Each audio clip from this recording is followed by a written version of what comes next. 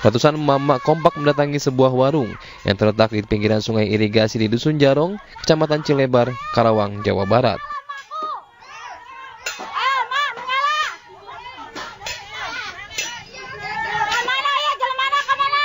Emak-emak ini kesal karena pemilik warung diduga menjual obat keras tertentu.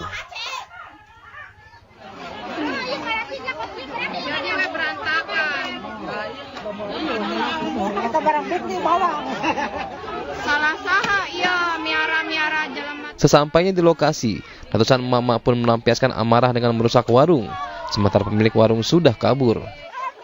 Menurut warga, warung ini sudah lama dijadikan tempat transaksi jual beli obat keras tertentu. Warga mengaku resah karena banyak pelajar menjadi korban dan ketagihan untuk membeli. Saya juga nggak tahu persis barangnya, katanya apa sih pel-apa Suka jual-jual barang-barang gitu? TM gitu apa sih, saya juga jangankan megang, lihat juga nggak pernah gitu. Katanya TM, nggak tahu dari singkatan apa TM. Gitu. Tapi ini mah banyak anak-anak yang sering ngumpul di sini gitu ya? Enggak. Oh enggak. Enggak, cuma belok dikit sebentar berangkat gitu, ada satu dua orang lah gitu. Akibat kejadian ini, satu buah warung yang dijadikan tempat transaksi dan sebuah warung gado-gado hancur. Sementara pihak kepolisian masih menyelidiki kasus ini. Dari Karawang, Jawa Barat, Rudi Setiawan, iNews melaporkan. Halo, selamat sore pemirsa, demikian tadi berita pilihan iNews sore. Hari ini bersama saya Davi Pratama. Pemirsa, Presiden Joko Widodo merespon hasil putusan sengketa Pilpres yang menolak gugatan kubu Anies Muhaimin dan Ganjar Mahfud. Menurut Jokowi, hal itu sekaligus menggugurkan segala tuduhan yang ditujukan kepada pemerintah soal bansos dan netralitas aparat.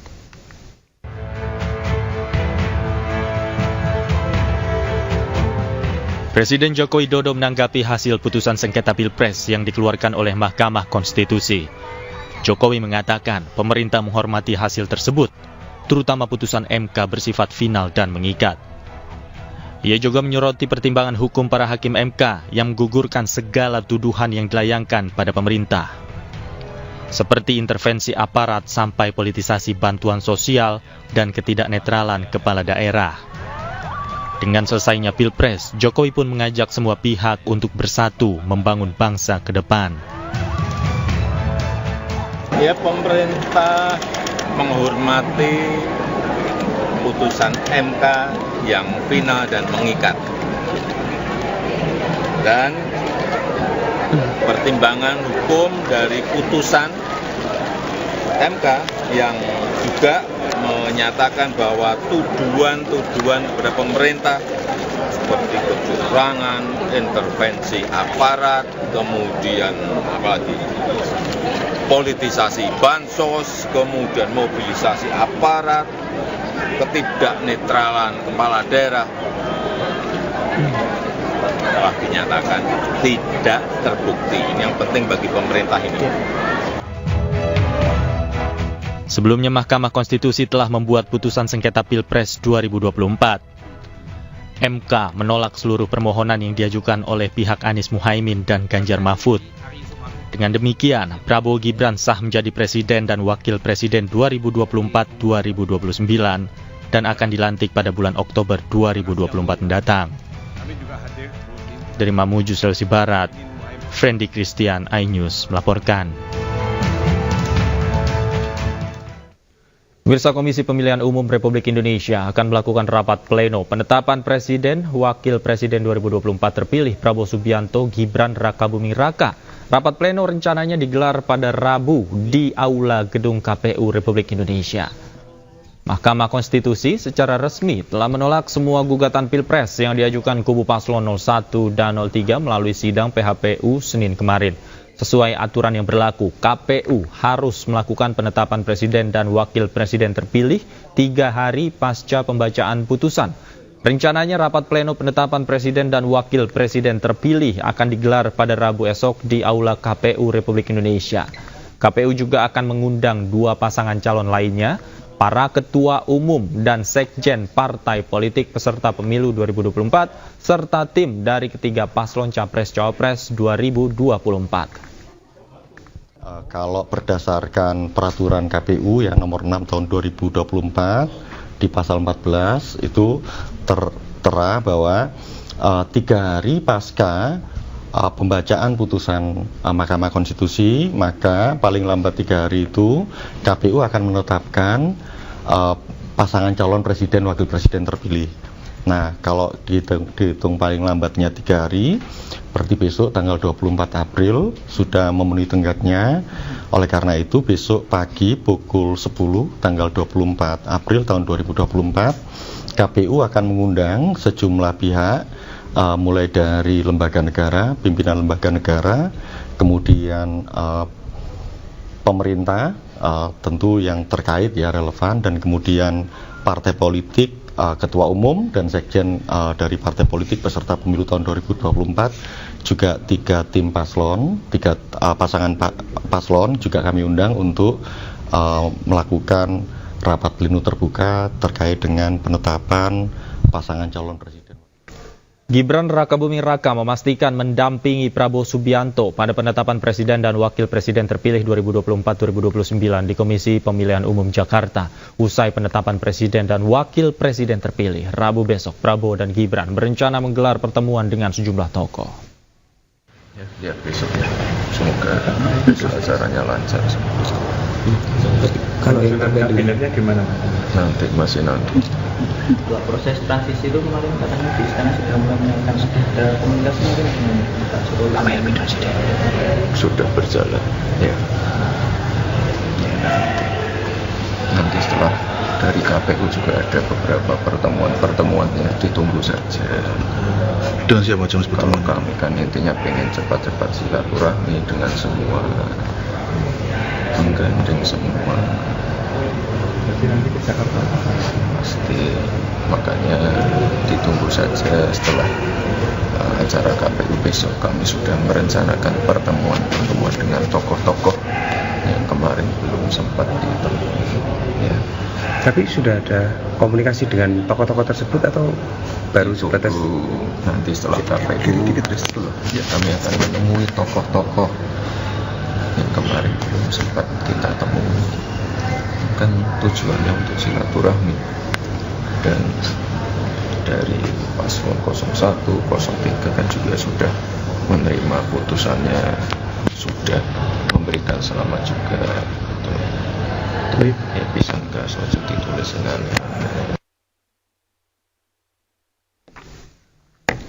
Pasca putusan Mahkamah Konstitusi, kediaman Prabowo, Presiden terpilih 2024-2029 di Kertanegara 4 Kebayoran Baru telah dipenuhi karangan bunga ucapan selamat. Selain itu rencananya tim hukum Prabowo Gibran juga akan bertemu dengan Prabowo. Usai Mahkamah Konstitusi menolak permohonan sengketa Pilpres yang diajukan paslon nomor urut 1 dan 3, hari ini Prabowo Subianto akan bertemu dengan tim hukum di kediamannya di Jalan Kertanegara, Jakarta Selatan. Kuat dugaan untuk pembahasan persiapan Prabowo Gibran yang akan menghadiri undangan KPU esok hari untuk penetapan resmi sebagai presiden dan wakil presiden terpilih 2024-2029. Nampak juga sejumlah karangan bunga sebagai ucapan selamat terpampang di depan kediamannya. Prabowo Subianto sebagai presiden terpilih masih akan melaksanakan tugasnya sebagai Menteri Pertahanan hingga pelantikan.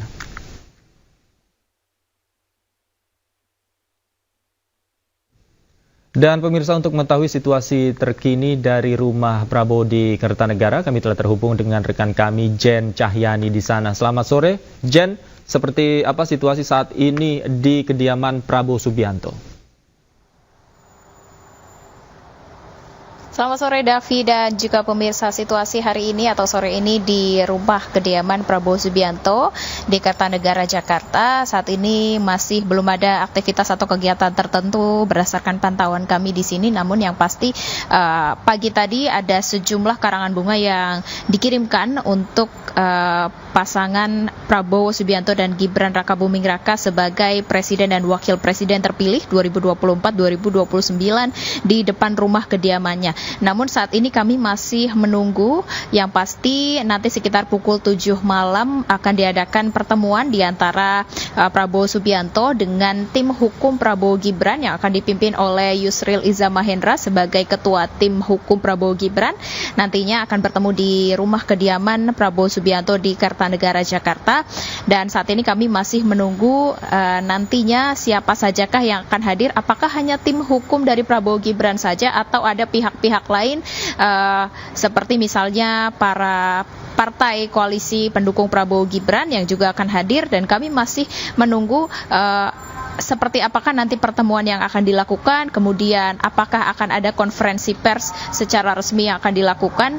Yang pasti untuk pertemuan nanti malam antara Prabowo Subianto dan juga tim hukum Prabowo Gibran ini akan membahas mengenai hasil atau putusan dari Mahkamah Konstitusi terkait perselisihan hasil pemilihan umum, karena diketahui pada hari kemarin saat MK membacakan putusan ini Prabowo Subianto dan Gibran Rakabuming Raka sebagai presiden dan wakil presiden terpilih tidak hadir langsung di Mahkamah Konstitusi. Oleh karena itu tim hukum ini akan menyampaikan secara langsung bagaimana hasilnya dan keberjalanan atau kelangsungan selama sidang PHPU dan juga putusan yang telah dilakukan atau disampaikan di Mahkamah Konstitusi pada hari lalu. Kemudian berdasarkan konfirmasi juga pada esok hari akan ada keputusan yang akan disampaikan oleh Komisi Pemilihan Umum terkait terpilihnya Prabowo Subianto dan Gibran Rakabuming Raka sebagai presiden dan wakil presiden terpilih 2024-2029, dan yang pasti keduanya ini akan hadir langsung dan kami akan pantau nantinya jikalau mereka ini berkenan akan menjawab pertanyaan bagaimanakah rencana pertemuan dengan ketum atau ketua umum partai-partai yang lain seperti partai PDI Perjuangan ya. Ini dikabarkan akan ada pertemuan di antara Prabowo Subianto dan juga Megawati Soekarno Putri, dan kami akan memantau nantinya bagaimana konfirmasi atau keberlanjutan pertemuan yang akan dilangsungkan nantinya. Namun hingga saat ini kami belum memantau adanya situasi atau kegiatan khusus yang dilakukan di sekitar rumah kediaman Prabowo Subianto di Kertanegara, Jakarta, maupun di tempat saat ini kami melaporkan yang tidak jauh dari rumah kediaman Prabowo Subianto, yakni di Media Center TKN Prabowo Gibran. Sementara itu, Davi. Baik, terima kasih Jen Cahyani atas laporan Anda langsung dari kediaman Prabowo Subianto di Jalan Kertanegara 4, Jakarta. Selamat bertugas kembali. Pemirsa, PKS menghormati putusan Mahkamah Konstitusi yang menolak gugatan sengketa Pilpres 2024. PKS pun turut memberikan ucapan selamat ke Prabowo Subianto dan Gibran Rakabuming Raka sebagai presiden dan wakil presiden terpilih. Sementara calon presiden nomor urut 1, Anies Baswedan, mengapresiasi pesta demokrasi yang telah dilalui, memberikan beragam pembelajaran untuk membawa perubahan Indonesia yang lebih baik. Kami, Partai Keadilan Sejahtera, mengucapkan selamat bertugas pada Bapak Prabowo Subianto dan Bapak Gibran Rakabuming Raka. Semoga Allah Subhanahu wa Ta'ala senantiasa memberikan bimbingan, petunjuk, dan perlindungannya. Demikianlah konferensi pers ini kami sampaikan.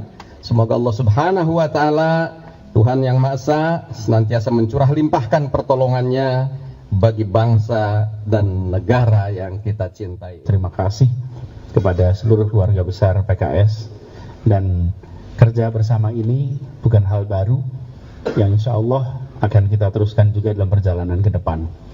Kita merasa apa yang telah kita torehkan kemarin, seperti disampaikan Pak Presiden tadi, telah ikut mewarnai demokrasi Indonesia. Nah, mudah-mudahan apa yang sudah dikerjakan bisa menjadi bekal untuk ke depannya. Kami sekali lagi menyampaikan terima kasih, dan insya Allah apa yang sudah kita kerjakan menjadi bekal untuk kita mengarungi. Paslon nomor urut 3 Ganjar Pranowo dan Mahfud MD mengapresiasi dan menghormati hasil putusan sidang sengketa Pilpres 2024. Menariknya, dalam persidangan kali ini pertama dalam sejarah ada 3 orang hakim konstitusi yang memiliki pendapat berbeda atau dissenting opinion soal putusan MK yang menolak secara keseluruhan. Hakim majelis saya apresiasi yang pertama menerima proses sejak dari awal dan kemudian menyidangkan sampai kemudian tadi diputuskan dan ada dissentingnya. Yang menarik dalam catatan kami adalah dalam dissenting itu disampaikan bahwa eksepsi-eksepsi yang ada ditolak. Maka hakim akan mengadili. Hakim tidak hanya bicara kalkulator, lebih bicara substantif. Bahkan tadi Pak Arief sampai mengabulkan. Maka artinya nurani hakim punya ruang sendiri untuk bisa mengekspresikan dalam bentuk putusan.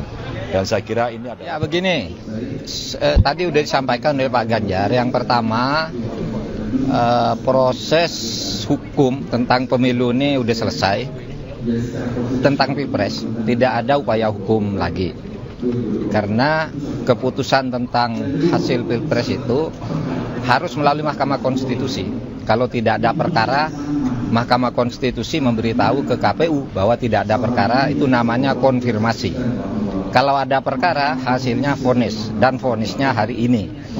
Oleh sebab itu ya kami menerima demi keadaban hukum, ya. Karena keadaban hukum tuh ketika membuat hukum harus benar, ketika menegakkan hukum harus benar, ketika menerima putusan juga harus sportif. Nah, kita sportif.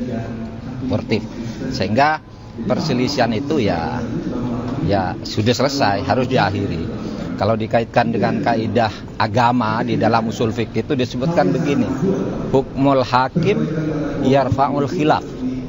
Keputusan hakim itu menyelesaikan sengketa. Kamu suka atau tidak suka harus diikuti putusan hakim. Dan kita ikut dalil itu. Mau berjuang terus ada jalurnya sudah. Nah, kalau yang politik saya tidak tahu. Tapi perjuangan yang sudah dilakukan selama ini sudah menghadirkan saksi-saksi dan lain sebagainya, Bapak. Oh, banyak. Puas kan saya sebelum ke MK kan saya sudah bilang sidang di MK ini adalah teater hukum dunia. Ini disaksikan oleh seluruh dunia. Dan harus diingat, putusan sengketa Pilpres dalam sepanjang sejarah baru yang hari ini ada dissenting opinion. Baru hari ini ada dissenting opinion.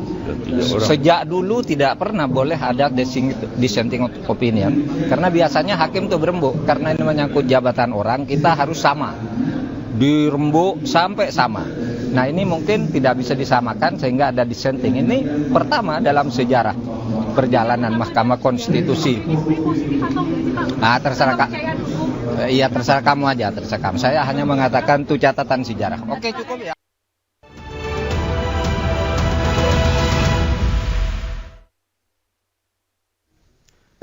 Pemirsa, pasca putusan Mahkamah Konstitusi, manuver politik semakin gencar dilakukan. Publik menanti kubu manakah yang akan rekonsiliasi terbangun atau banyak yang memilih untuk oposisi.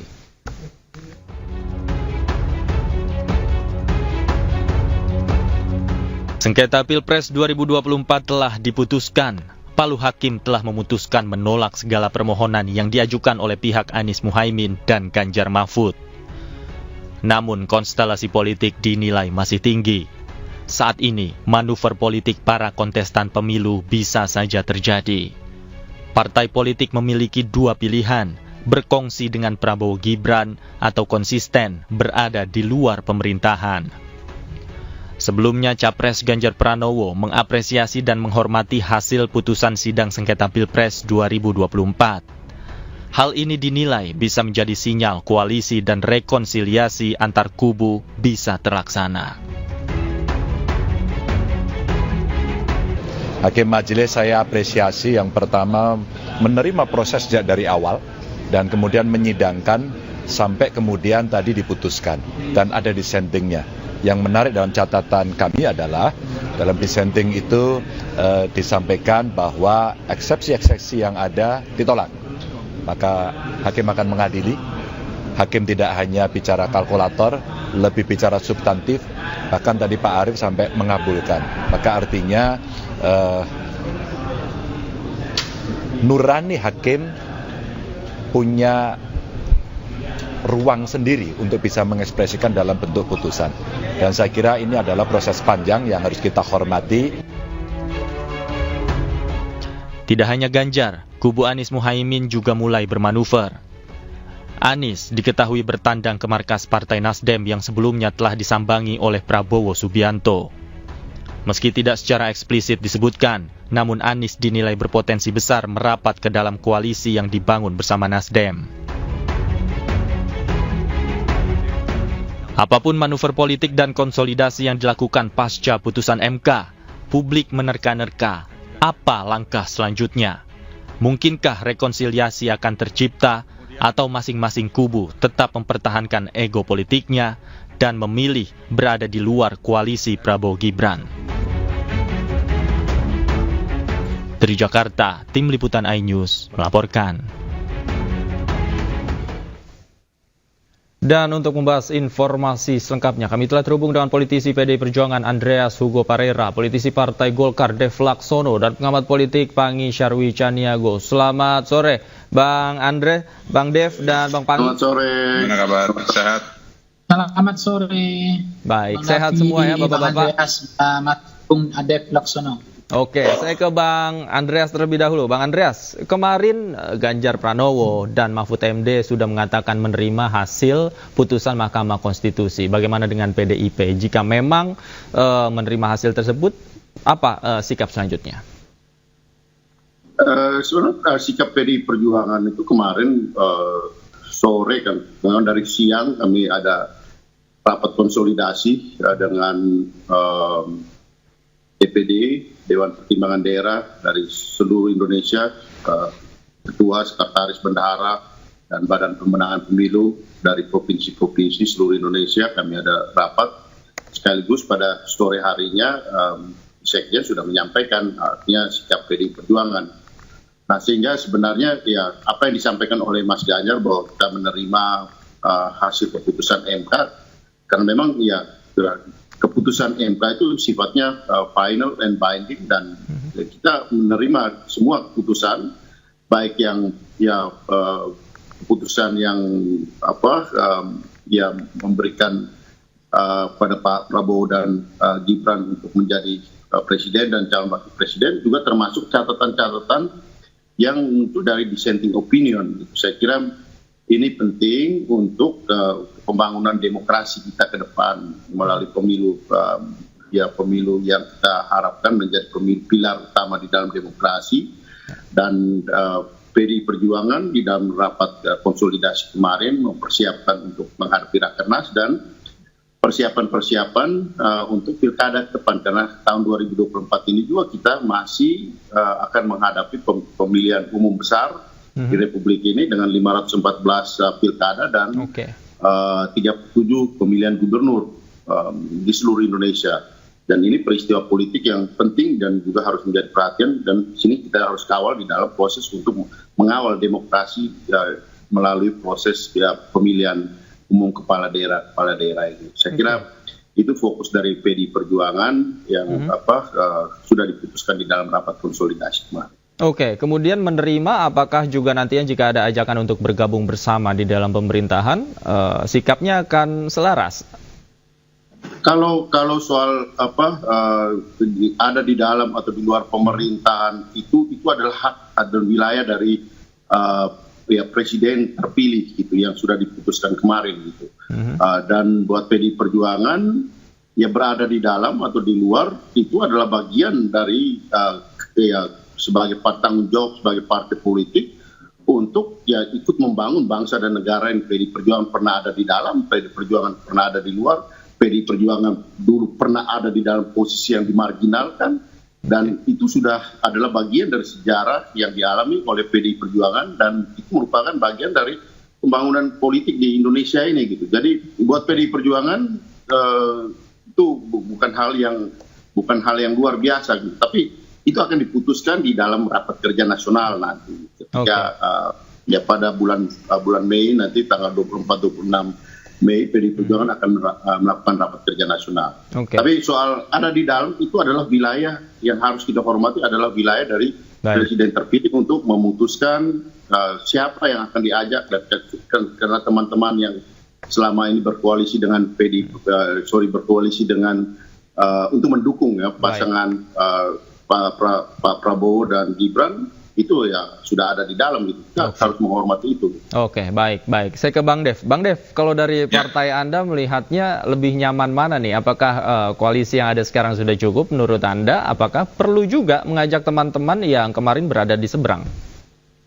Ya gini, kalau dari sisi Golkar mengenai masuk apa tidak, siapa masuk, itu kesepakatan yang diambil secara bersamaan oleh para ketua umum. Jadi di level ketua umum koalisi lah yang akan menentukan langkah-langkah strategi itu seperti apa. Tapi pada dasarnya untuk memastikan langgengnya pemerintahan ini ke depan 5 tahun ini, proses transisi dari pemerintahan hari ini ke pemerintahan yang berikutnya, keberlanjutan dari pemerintahan Jokowi kepada pemerintahan Prabowo Gibran, ya tentu kita ingin suatu kondisi politik yang guyup. Kita ingin suatu politik yang solid. Nah, itu tentu membutuhkan sebuah koalisi yang besar dan yang bisa melibatkan semua elemen dan sektor politik yang ada di Indonesia. Nah, kan tetapi keputusan akhir tetap ada pada para ketua umum. Ya, nanti para ketua umum lah yang menentukan dan menyampaikan seperti apa langkah ke depannya. Oke, termasuk dengan PDI Perjuangan ya, Golkar juga kalaupun ada di dalam atau di luar PDI Perjuangan ini tidak masalah selama itu diputuskan bersama oleh para ketua umum. Iya, tentunya. Jadi kalau sudah disepakati bersama itu adalah kesepakatan bersama. Jadi bukan satu pihak tapi semuanya sudah menyetujui. Oke, Bang Pangi, bacaan Anda seperti apa? Perlu nggak koalisi besar yang dibangun oleh Prabowo Gibran untuk menjalani masa jabatan 5 tahun ke depan? Ya, kalau kita bicara tentang koalisi, kan ada dalam teorinya minimalis winning coalition itu memastikan bahwa akan ada koalisi gemuk. Koalisi gemuk itu terjadi memang biasanya kalau yang kalah langsung di luar pemerintah, yang menang masuk di ruling party. Itu kalau dua partai seperti model di Amerika Serikat. Tetapi kita kan sistemnya multi partai. Sangat memungkinkan presiden yang kalah atau partai yang kalah untuk rekonsiliasi, untuk bergabung ke koalisi pemerintahan yang terpilih karena untuk terjadinya mayoritas koalisi yang besar di parlemen, karena tidak ada partai kita yang melebihi 20%. Sehingga supaya tidak terjadi deadlock, supaya legacy berjalan lancar, supaya tidak terjadi redundansinya baik, biasanya akan merangkul itu semua partai dan termasuk presiden terpilih yang kalah gitu untuk jadi masuk kabinet, karena tidak ada yang lebih dari apalagi lebih dari 50%. Nah, koalisi yang sebetulnya yang berada di luar, kalau kita lihat koalisi merangkul semua parpol atau disebut dengan istilah opposite coalition, itu ada kemungkinan terjadi. Kenapa? Karena kartelisasi partai politik di Indonesia itu kecenderungan daya tahan untuk oposisi itu sulit karena partai di Indonesia itu masih bergantung kepada pemerintah dalam konteks untuk mempertahankan eksistensinya, keberlangsungannya secara kolektif. Karena sumber-sumber dana atau sumber-sumber pendanaan bergantung ke pendanaan atau finansial partai politik itu sangat bergantung kepada konteks negara gitu. Jadi parpol sangat bergantung kepada itu. Sehingga dengan demikian kartelisasi partai politik atau konteks kepentingan kolektif partai untuk menjaga sumber-sumber rente di pemerintahan itu hanya dalam konteks untuk menjaga. Jadi saya nggak yakin akan banyak yang akan menjadi oposisi. Tetapi partai yang punya daya tahan untuk oposisi, DNA-nya ada. Kalau bicara tentang konteks Nasdem, itu tidak pernah punya DNA untuk menjadi oposisi. Kalau kita bicara konteks PKB, juga hampir sebuah keniscayaan. Maksud saya hampir sulit kita melihat PKB ada DNA untuk oposisi. Bahkan pertemuan misalnya Dasko dengan Caimin itu sudah menunjukkan chemistry yang suasana nyaman gitu. Tetapi PDIP itu punya potensi DNA yang tidak kaleng-kaleng, bukan main-main dan tidak main-main. Kalau PDIP jadi oposisi, itu sudah terbukti dan secara faktual, empirik objektif, itu pemenang pemilu. Tidak perlu membutuhkan waktu lama, bahkan 5 tahun langsung jadi pemenang pemilu. Bahkan presiden terpilih langsung dari PDIP. Tapi kalau kita lihat daya tahan oposisi, itu PKS punya modal. Karena PKS sampai sejauh ini sudah 10 tahun. Kalau PKS oposisi tambah 5 tahun lagi, itu sudah masuk rekor muri itu, Bang Andreas. 10 tahun menjadi oposisi. Itu daya tahannya nggak gampang, karena itu kere kan. Akan apa partainya nggak punya rente lah di pemerintahan, nggak punya proyek, nggak punya program, terbengkalai gitu. Tapi kita akan lihat, ada DNA oposisi hanya tinggal 2 ini. Kalau saya PDIP itu hampir 80% saya percaya untuk oposisi. Tapi kalau PKS sudah pernah menjadi oposisi tetapi gagal menjadi pemenang pemilu, bahkan tidak menambah kursinya. Nasdem Demokrat 9 tahun juga hampir tidak ada hasil yang maksimal, artinya tidak ada hasil yang kemudian diapresiasi oleh rakyat.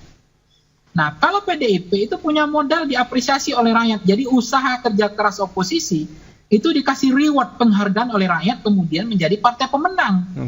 Sekarang PDIP pun masih partai pemenang walaupun itu tidak menjadi oposisi. Jadi pengalaman itu DNA itu ada pada PDIP 80%, tapi 50-50 bagi PKS. Tapi bagi Nasdem kemudian PKB saya kok rasanya agak sulit meskipun di situ ada variabel programatik. Dalam koalisi kita kan mengabaikan komitmen ideologis ya dalam pembangunan koalisi kita atau lem perekat koalisi kita juga lebih kepada pragmatis demi keberlangsungan hidup partai politik. Itu yang menjadi persamaan mutual understanding sehingga kenapa kemudian tidak ada yang tahan untuk menjadi oposisi. Ini soal keberlangsungan secara kolektif yaitu kepentingan partai politik dalam memburu rente. Dalam positif maksud saya bukan memburu rente ini agak negatif ya, tapi mungkin untuk menjaga sumber-sumber kekuasaan itu partai kalau misalnya partai DNA-nya Golkar kan memang nggak pernah dia menjadi partai pemerintah, ingin lebih banyak berkontribusi di dalam membangun atau istilahnya tuh kolaborasi. Tidak pernah juga Golkar menjadi partai oposisi, apalagi memang Golkar adalah partai pengusung dari utama koalisi Pak Prabowo Gibran. Oke, Bang Andreas. Tapi yang menarik adalah rencana pertemuan dengan Megawati Soekarno Putri dan Prabowo. Nah, apakah ini juga akan nantinya mengubah sikap PDI Perjuangan? Menurut Anda seperti apa sebagai bagian dari internal PDI Perjuangan? Saya nggak tahu rencananya siapa yang bikin rencana itu. Tapi ya saya kira mungkin wacana gitu artinya dari teman-teman. Nah, sampai sekarang saya belum pernah mendengar itu. Sebagai kader partai yang ada kemarin kami rapat juga tidak belum ada pembicaraan mengenai itu. Tapi kan toh kalaupun ada pertemuan ya tidak berarti bahwa kemudian itu ada di luar koalisi atau ada di luar pemerintahan atau ada di dalam pemerintahan. Tidak sesederhana itu gitu. Tidak sesederhana itu. Bahwa secara pribadi hubungan Ibu Mega dan Pak Prabowo itu jauh mendahului hubungan termasuk hubungan antara pertemuan antar ibu dan Pak Jokowi dan keluarganya. Jadi mendahului itu lebih dulu gitu. Bahkan kalau kita lihat dari sekian lama pernah bersama ketika Pilpres 2009, kemudian di kontestasi 2014, 2019 berbeda posisi. Tapi ya hubungan tetap baik gitu. Jadi antara hubungan pribadi dengan hubungan dengan positioning politik itu tidak selalu ada di dalam garis linier gitu. Sehingga saya kira posisi ketika kita bicara soal ada di dalam pemerintahan atau ada di luar pemerintahan, ya buat PDI Perjuangan itu akan diputuskan ya nanti di dalam rakernas atau di dalam kongres. Kalau dulu di dalam kongres diputuskan. Nah sehingga ya kalaupun ada pertemuan-pertemuan itu adalah hal yang biasa dan ya menurut saya dan pengalaman kami itu adalah hal yang wajar sekali. Baik, ini menarik. Kita lanjutkan usai jeda, Bapak-Bapak, diskusi kita. Pemirsa jangan kemana-mana, kami masih akan kembali usai jeda berikut, tetaplah di Anju Sore.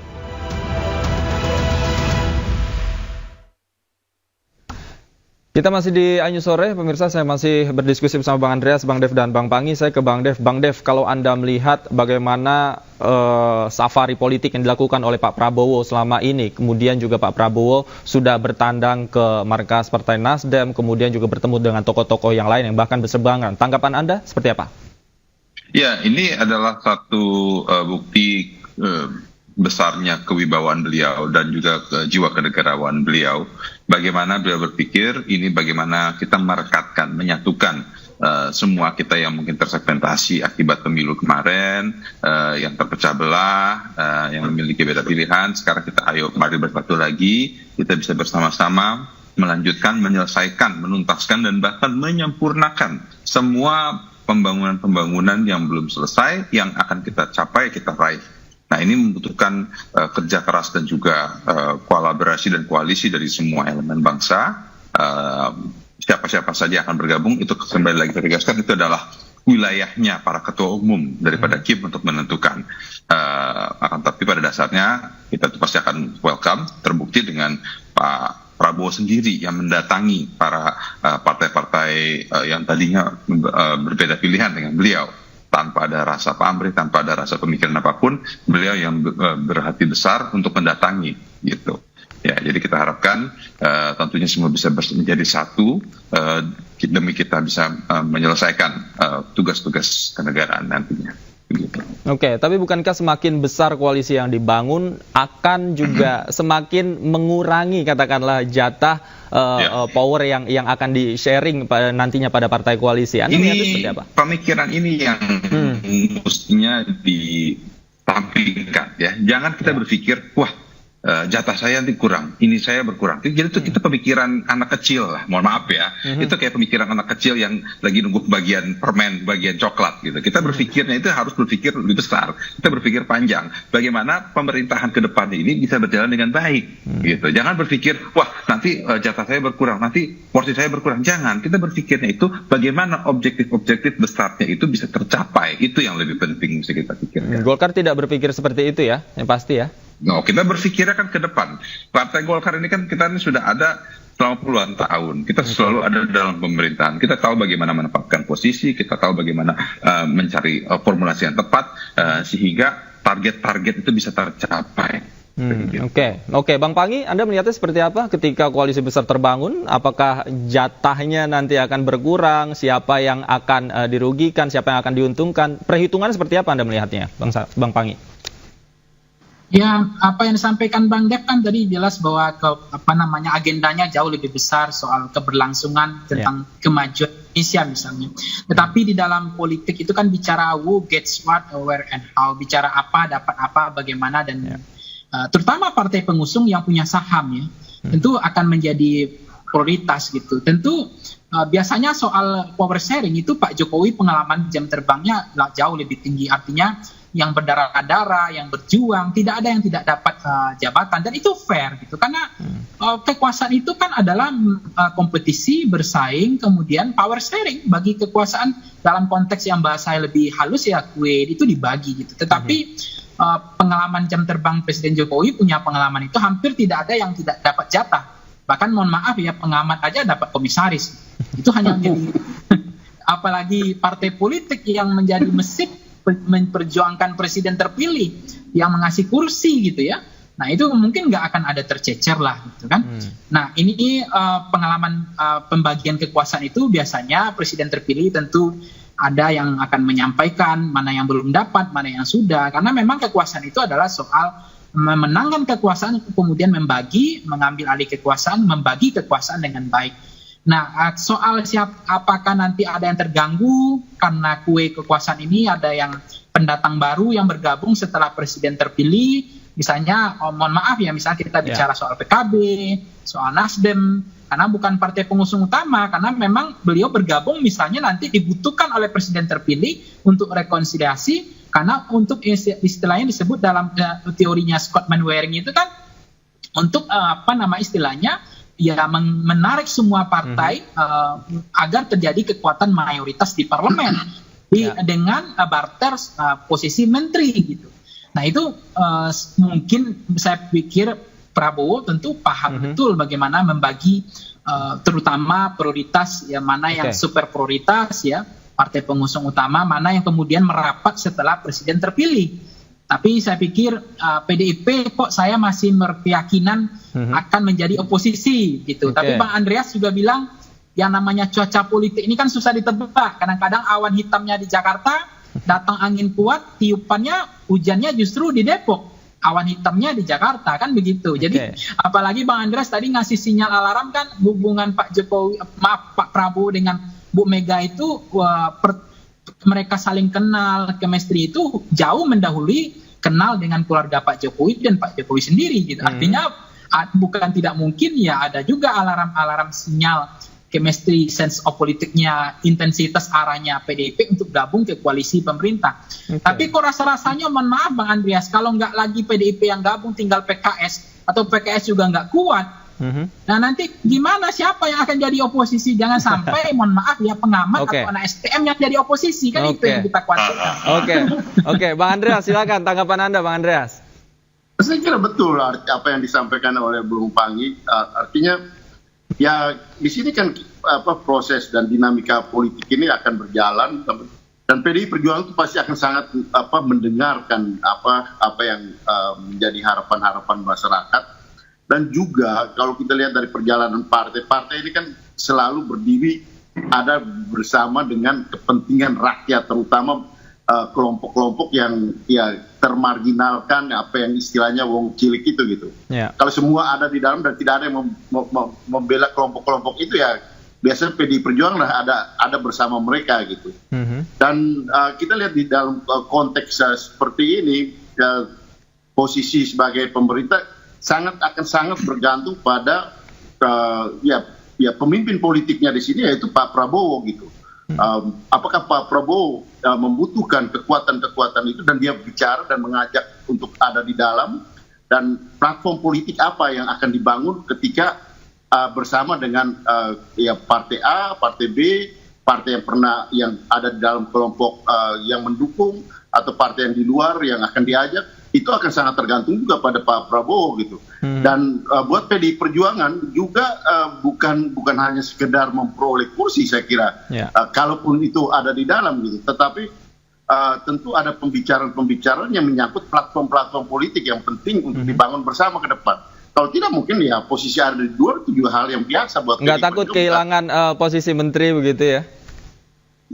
Ya, saya kira itu pengalaman yang sudah buat PDI Perjuangan ya sekian lama. Ketika dulu zaman Orde Baru tidak dapat apa-apa sekalipun dengan darah dan air mata pun kita tetap hidup gitu sebagai partai dan tetap eksis sebagai partai. Bahkan setelah itu menjadi partai yang menjadi pilar yang menumbangkan kekuasaan Orde Baru dan membangun bersama dengan dalam proses reformasi ini gitu.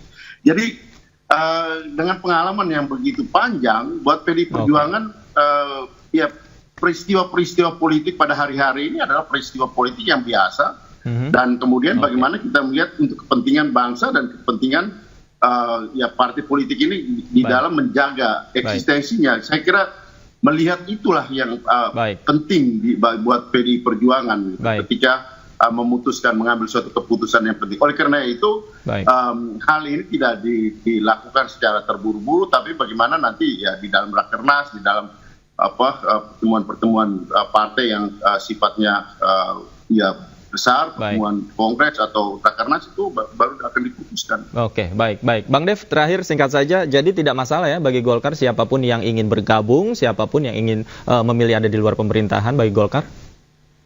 Ya, tentunya kita ingin sebanyak mungkin masuk di dalam pemerintahan untuk memastikan pemerintahan berjalan dengan baik dan dengan kuat. Dan akan tapi kembali lagi keputusan kesepakatan itu ada di level para ketua umum, untuk ketua umum yang menentukan seperti apa bentuknya koalisi ke depannya itu. Yang penting semua itu berjalan dengan guyup, berjalan dengan baik, dan baik proses transisinya itu dan juga pembangunannya, penyelesaian dan kelanjutannya itu berlangsung dengan baik, dengan aman, dan juga tercapai seluruh objektivitas kita. Oke, baik. Ini menarik, tapi konstelasinya masih akan panjang sampai nanti ya. Terima kasih Bang Dev Laksono, sebelumnya Bang Andreas juga terima kasih. Bang Pangi, terima kasih banyak sudah bergabung bersama kami di Anju Sore. Kita lihat nanti konstelasinya seperti apa. Terima kasih Bapak-Bapak, selamat sore, sehat selalu. Pemirsa, Kementerian Pariwisata dan Ekonomi Kreatif bersama Badan Penyelenggaraan Jaminan Produk Halal atau BPJPH berkolaborasi dalam mempercepat kepemilikan sertifikat halal untuk produk makanan dan minuman di 3.000 desa wisata di Indonesia. Sertifikasi halal ini diharapkan dapat mendorong kualitas produk-produk ekonomi kreatif tanah air.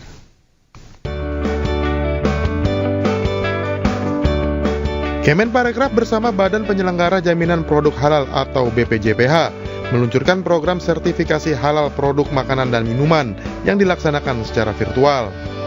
Melalui program yang bertajuk Wajib Halal Oktober 2024 ini, Kemenparekraf dan BPJPH akan mempercepat kepemilikan sertifikasi halal bagi produk makanan serta minuman di 3.000 desa wisata yang tersebar di seluruh Indonesia. Dan untuk desa wisata kami siap dengan pendampingnya yang sudah tadi diupayakan, dan tentunya kami akan terus mensosialisasi agar kegiatan pariwisata ini halalan, toiban, dan mubarokan. Halal, toib, dan juga membawa unsur-unsur kebaikan dan kesejahteraan dan keadilan. Kita di bulan Juni, Juli, dan Agustus kita melakukan mitigasi terhadap pelaku usaha yang belum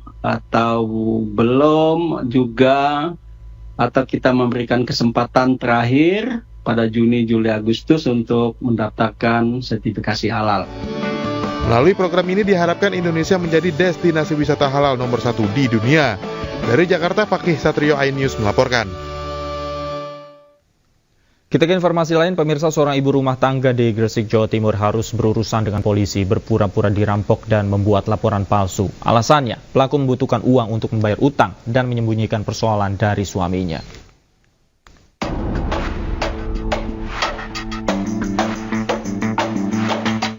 Seorang ibu rumah tangga, AS, 24 tahun, melapor ke polisi karena menjadi korban perampokan di rumahnya di Desa Suci, Kabupaten Gresik, Jawa Timur. Korban bahkan menunjukkan sejumlah luka di tangan dan wajahnya. Korban mengaku kehilangan ponsel dan perhiasan senilai 30 juta rupiah. Namun ternyata laporan tersebut hanya karangan belaka. Usai melakukan olah TKP dan mengecek kamera pengawas, polisi tidak menemukan sosok yang mencurigakan. Hal serupa juga disampaikan saksi mata di lokasi. Usut punya usut, laporan palsu dibuat pelaku untuk membayar utang pada seseorang dan menyembunyikan persoalannya dari sang suami. Harta yang dilaporkan dirampok ternyata digadaikan pelaku. Luka di wajah dan tangan juga bukan ulah perampok. Jadi ternyata handphone yang hilang tersebut dan perhiasan yang hilang tersebut merupakan barang-barang yang dijual sendiri oleh korban di Penggadaian. Ya, karena korban memiliki masalah pribadi dengan seseorang di luar sana. Dan untuk hasil uang yang hasil penggadaian tersebut itu diberikan kepada orang yang memiliki masalah pribadi dengan korban sendiri. Ada 2 gelang dan 2 cincin sebenarnya tidak hilang atau dijual orang. Namun saya jual sendiri dan hasil uang itu saya berikan kepada seseorang yang terkait masalah pribadi dengan saya. Untuk luka yang saya alami itu benar terjadi adanya, namun tidak ada kaitannya dengan laporan yang saya buat. Polisi mendalami kasus ini dan belum menahan pelaku. Meski demikian, pelaku terancam dijerat pasal 220 KUHP tentang laporan palsu dengan hukuman 1 tahun 4 bulan penjara. Dari Gresik, Jawa Timur, Agus Ismanto, iNews melaporkan. Diduga tersangkut kasus penggelapan sepeda motor, rumah pedangdut Via Valen di Sidoarjo, Jawa Timur digeruduk warga. Warga meminta pertanggungjawaban keluarga Via Valen terkait dugaan penggelapan motor yang dilakukan sang adik kandung Via Valen.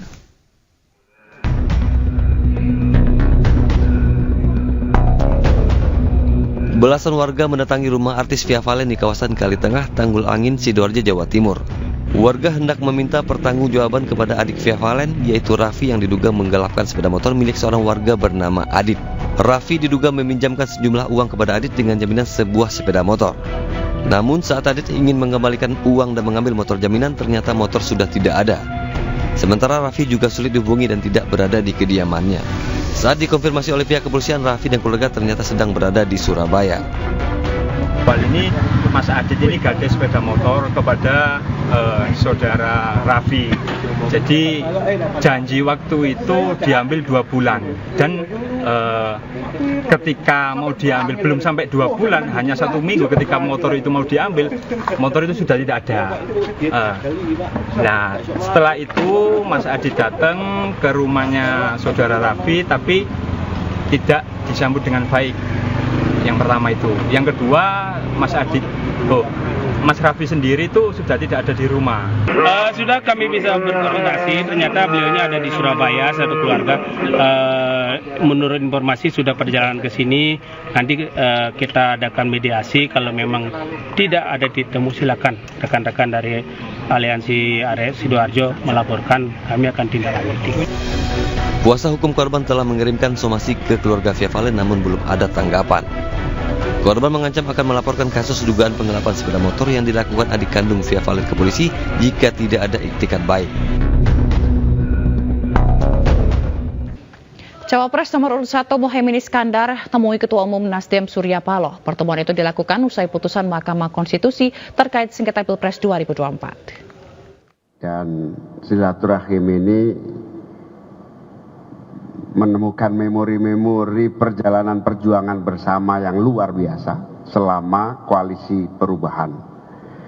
Dan sangat produktif perjuangan bersama ini, sehingga saya hadir di sini menyampaikan dan mengucapkan terima kasih kepada Bang Surya yang telah memberikan kesempatan kepada saya secara pribadi, kepada Anies Muhaimin Amin untuk berjuang di dalam Pilpres 2024. Hasilnya sungguh sangat membanggakan, meskipun kalah di MK, tetapi semua tahu spirit perjuangan perubahan ini disambut amat sangat baik di seluruh Indonesia.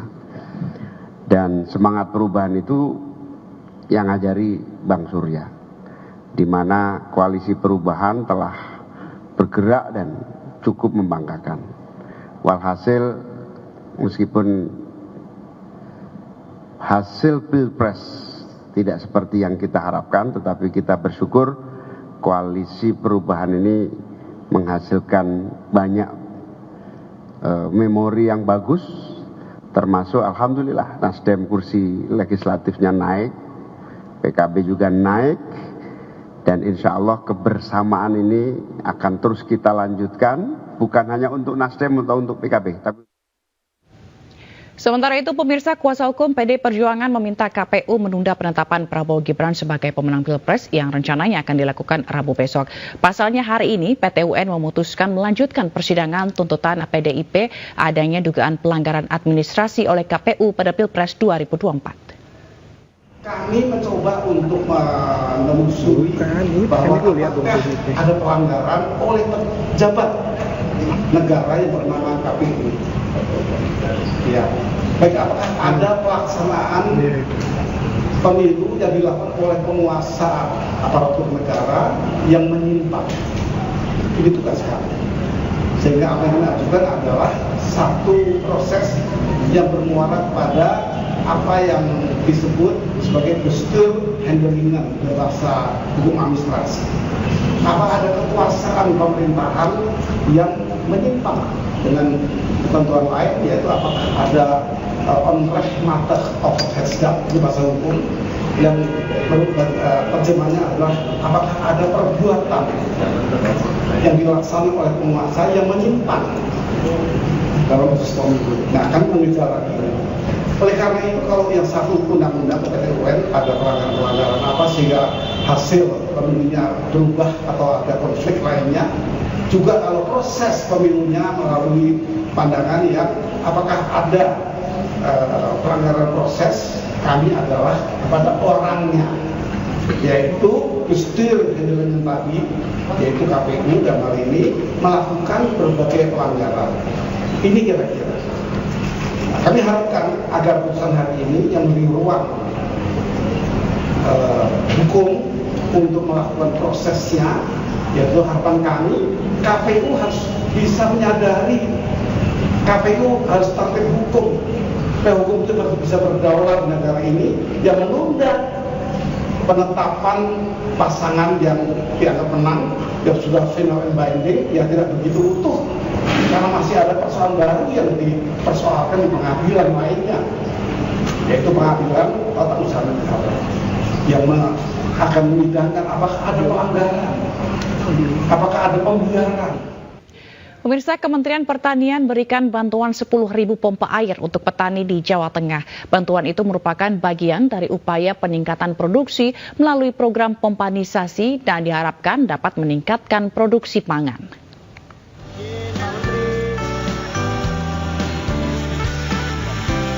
Penyerahan bantuan alat mesin pertanian ini digelar di lapangan Kodam 4 Diponegoro, Semarang, Jawa Tengah, Selasa pagi. Bantuan alat mesin pertanian senilai 500 miliar rupiah ini diberikan Menteri Pertanian Andi Amran Sulaiman, didampingi PJ Gubernur Jawa Tengah Nana Sujana dan Panglima Kodam 4 Diponegoro Maijen TNI Dedi Suryadi. Bantuan yang terdiri dari pompa air, kultivator, hand sprayer, rice transplanter, traktor, dan rehab jaringan irigasi akan diberikan langsung kepada petani di Jawa Tengah. Pompa ini targetnya adalah menghasilkan beras minimum tambahan 1,2 juta ton. Bisa jadi sampai 1,5. Kalau Jawa Timur, Jawa Tengah, Jawa Barat meningkatkan masing-masing 1,5 juta ton, artinya apa? Impor yang kita lakukan kurang lebih 3-4 juta ton selesai. Dan provinsi lainnya nanti produksinya itu sebagai cadangan. Insya Allah mungkin dalam waktu dekat paling lambat 3 tahun kita swasembada lagi. Sementara PJ Gubernur Jawa Tengah, Nana Sujana menyampaikan terima kasih atas bantuan alat pertanian yang diberikan kepada para kelompok tani di 35 kabupaten kota di Jawa Tengah. Dengan bantuan ini, PJ Gubernur Jawa Tengah optimis produksi pangan di Jawa Tengah tahun ini akan meningkat. Alat pompa ini akan kami manfaatkan dengan sebaik-baiknya, dan tadi disampaikan oleh Pak Mentan ada sekitar tidak hanya 4.000 tetapi 10.000 ya Alsintan ini untuk Jawa Tengah, dan akan kami bagi di 35 kabupaten kota. Diharapkan dengan bantuan ini dapat menjadi solusi dari pemerintah setelah sebelumnya para petani di Jawa Tengah menghadapi kekeringan, fenomena El Nino, serta cuaca tidak menentu. Dari Semarang, Jawa Tengah, Kristadi, iNews melaporkan. Nah, pemirsa, untuk membahas lebih dalam mengenai Garuda Muda menyala di Piala Asia, kita bergabung dengan manajer Timnas Indonesia, Sumarji. Selamat malam, Pak Sumarji.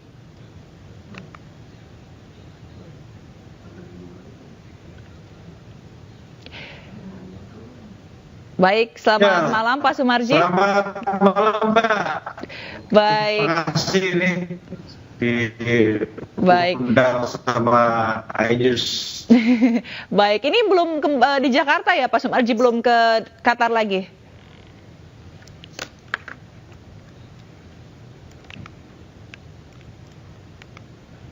Baik, Pak Sumarji bisa mendengar suara saya?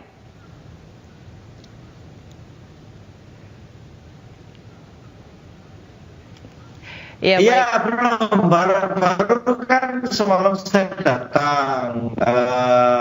Rencana sih bisa Mbak. Baik. Ya, Mbak. Suaranya putus ya Mbak? Ya, sekarang aman sih Pak Sumarji. Berarti suara saya jelas ya. Baik Pak Sumarji, ini kalau kita ngelihat kemarin usai kemenangan kemarin melawan Yordania gitu ya, akhirnya kekuatan timnas U23 diakui oleh tim lawan begitu, dan proses transisi yang cepat salah satunya ini serta dengan kepercayaan diri dari pemain yang nggak over tapi bisa bawa bola dengan nyaman. Gimana tanggapan Anda Pak Sumarji?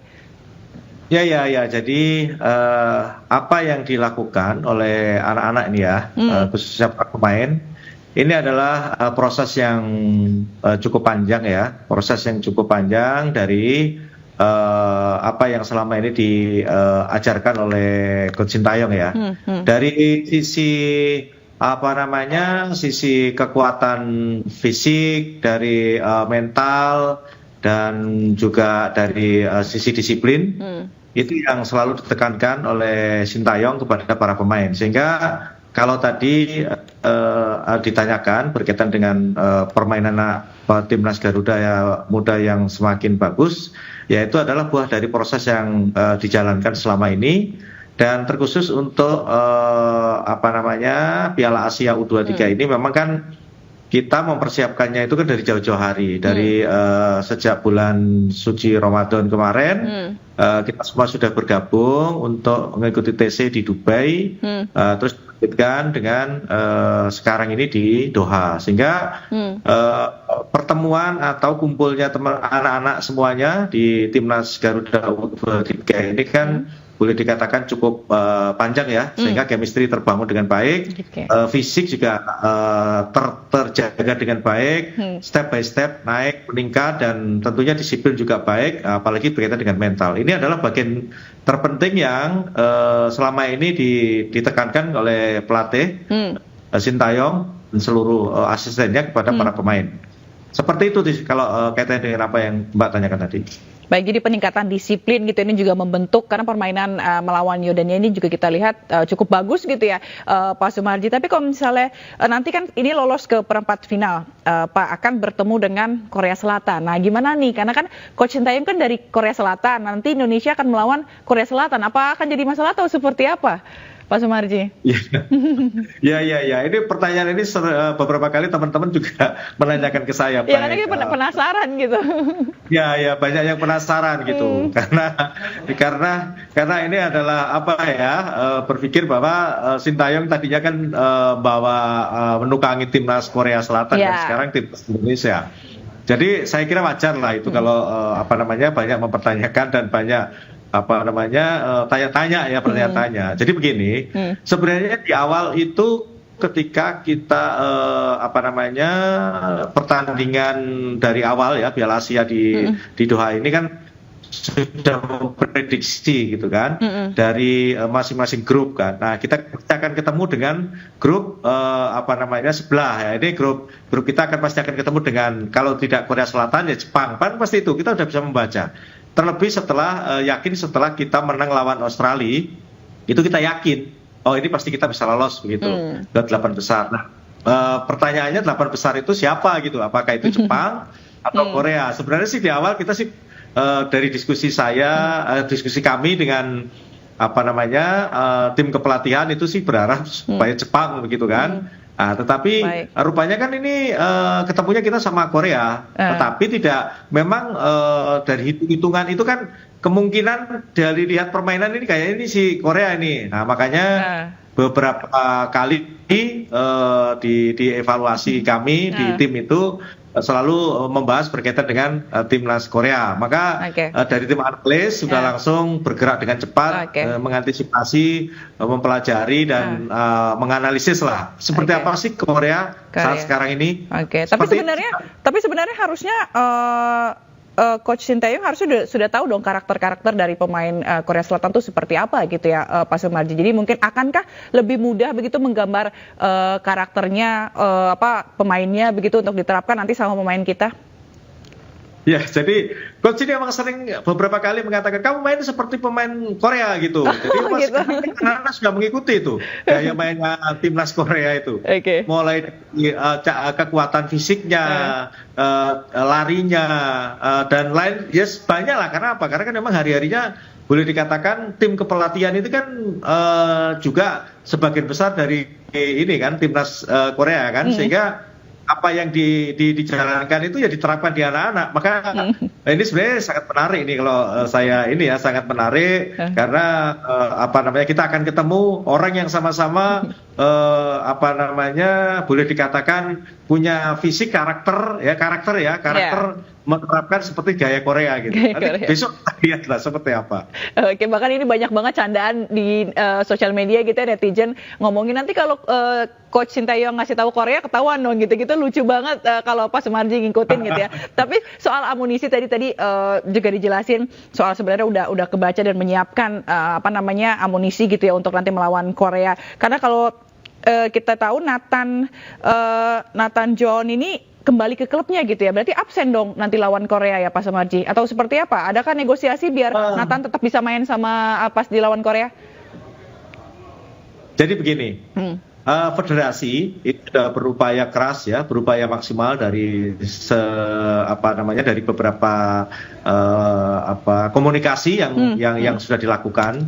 Pak Ketua Umum itu sudah betul-betul all out ya, memperjuangkan supaya Nathan bisa kembali bergabung ke timnas dan itu sudah dilakukan intens oleh Pak Ketua Umum dan juga beberapa teman-teman di federasi yang memang ada akses ke klub dan juga ke federasi di Belanda, sehingga upaya-upaya yang dilakukan oleh teman-teman oleh federasi ini berupaya keras lah bagaimana supaya bisa bergabung kembali si Nathan karena ya kita tahu bahwa memang kehadiran Nathan itu bisa menambah motivasi dan bisa menambah PD-nya para pemain ya. Tetapi ini perlu juga saya sampaikan bahwa kalaupun misalkan ini Nathan tidak bisa, itu bukan juga artinya tidak akan jadi persoalan yang sangat besar begitu. Karena apa?